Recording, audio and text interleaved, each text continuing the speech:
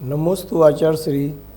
America से PNJN शंका कर रहे हैं कि आज जो बच्चों की पढ़ाई या भाषा, अंग्रेजी भाषा, जर्मनी भाषा आदि अनेक भाषाओं से ज्ञान प्राप्त कर रहे हैं, तो क्या हमारे जो आगम के ग्रंथ हैं संस्कृत में, प्राकृत में, उन ग्रंथों का पठन पाठन आगे कैसे चलेगा, इसके बारे में आपसे समझना चाहते हैं।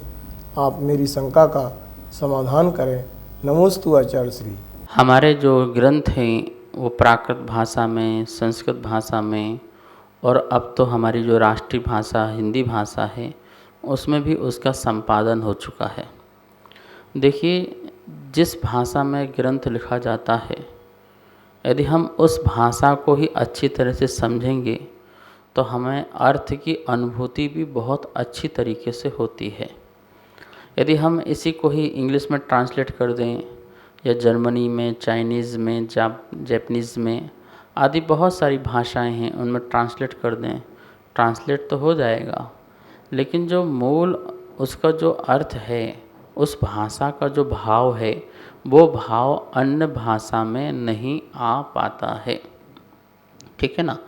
जैसे आपके बच्चे जापानीज़ और भी अनेक प्रकार की भाषाएं सीख रहे हैं, तो आप अपने बच्चों को पूरा का पूरा प्रेरणा दीजिए कि आपको अपनी भी धर्म की भाषा सीखना है, अपने भी देश की भाषा सीखना है।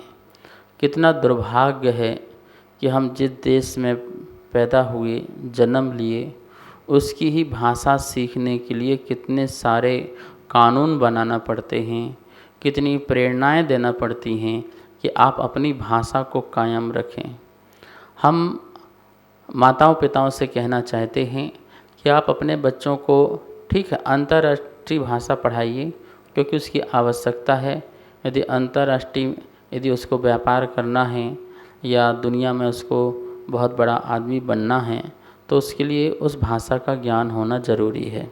सिर्फ व्यापार के लिए, सिर्फ आदान प्रदान वस्तुओं के लिए इसका ज्ञान जरूरी है, लेकिन आत्म कल्याण के लिए जो अपनी भाषा है और अपनी भाषा में लिखे हुए ग्रंथ हैं, उस भाषा को भी आपको पढ़ाने के लिए पुरुषार्थ करना चाहिए कि बच्चों को संस्कृत भी आना चाहिए, प्राकृत भी आना चाहिए, हिंदी भी आना चाहिए।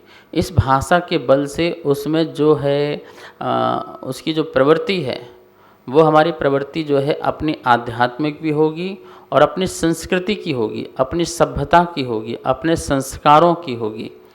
यदि अपनी सभ्यता, संस्कार और जो अपने संस्कृति है नष्ट हो जाए, तो फिर आपने उस बच्चे को बहुत बड़ा आदमी बना भी दिया तो कोई फ़ायदा नहीं है आपके लिए, न उसके लिए, न अपने देश के लिए।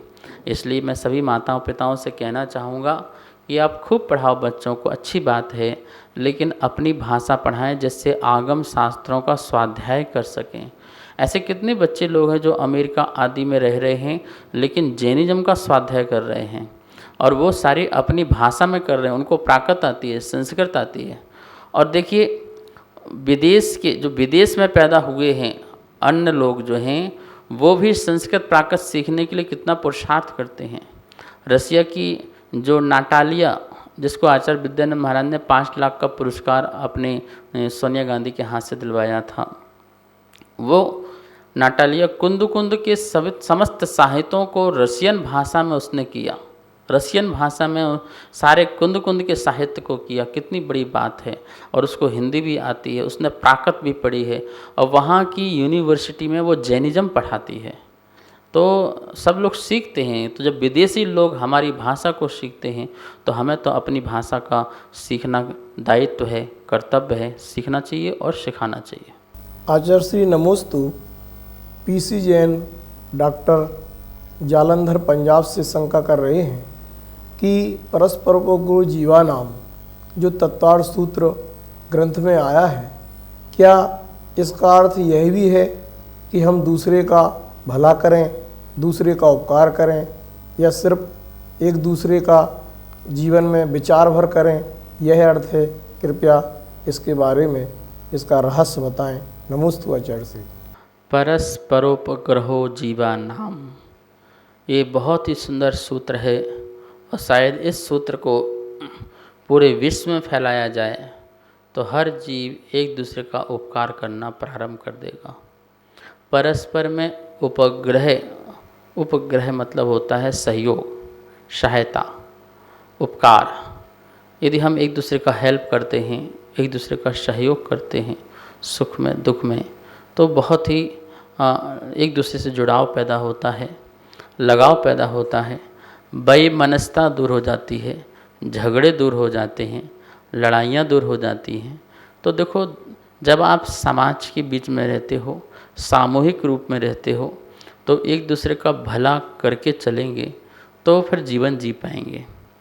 देखिए, नौकर मालिक का भला करता है तो मालिक नौकर का भला करता है। गुरु जो है शिष्य का भला करता है तो शिष्य भी गुरु का जो है उपकार करता है। तो ऐसे आपस में एक दूसरे का जो है उपकार करना चाहिए।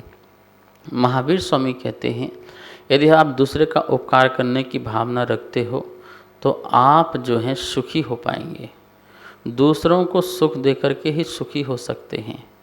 ये एक व्यवस्था है और उस व्यवस्था को हमें समझना चाहिए। जब हम दूसरों की समस्याओं का समाधान करते हैं तो हमारी भी समस्या का समाधान हो ही जाता है।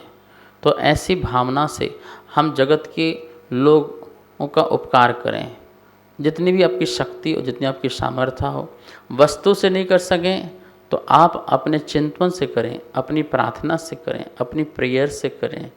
महावीर स्वामी कहते हैं, जो जीव जगत के कल्याण के बारे में सोचता है कि सभी जीव सुखी हो जाएं, सभी जीव आनंदमय रहें, सबके दुख दूर हो जाएं, सबके कर्म दूर हो जाएं, सभी को मोक्ष की प्राप्ति हो, सभी जीव सिद्ध सुख को प्राप्त हों, इस प्रकार की जो मंगल भावना भाता है जगत के प्रति, वही आगे जाकर के तीर्थंकर बनता है। और तभी वो तीर्थंकर जो है सबको धर्म का उपदेश दे करके लाखों करोड़ों को तार दिया करता है। तो हमें स्वयं तरना है तो दूसरों को तारना भी अत्यंत जरूरी होता है। यही परस्पर ग्रह जीवा नाम सूत्र हमें समझाता है। सभी को सादर जय जिनेंद्र। पूज्य गुरुदेव के मुखारविंद से आप सभी की शंकाओं का नित्य समाधान आगम के अनुसार किया जा रहा है और ये इसका प्रसारण आदिनाथ टीवी चैनल के माध्यम से हो रहा है। अगर आपके मन में किसी भी प्रकार की कोई भी शंका है तो आप हमें नीचे दिए गए नंबर पर बेझिझक भेज सकते हैं और आपकी शंका का समाधान पूज्य गुरुदेव के मुखारविंद से आदिनाथ टीवी चैनल के माध्यम से किया जाएगा। तो आप हमें अपनी शंकाएं भेजें और पूज्य गुरुदेव के मुखारविंद से अपना समाधान पाएं और अपनी शंका का समाधान करें। जय जिनेंद्र। इस कार्यक्रम के पुण्यार्चक थे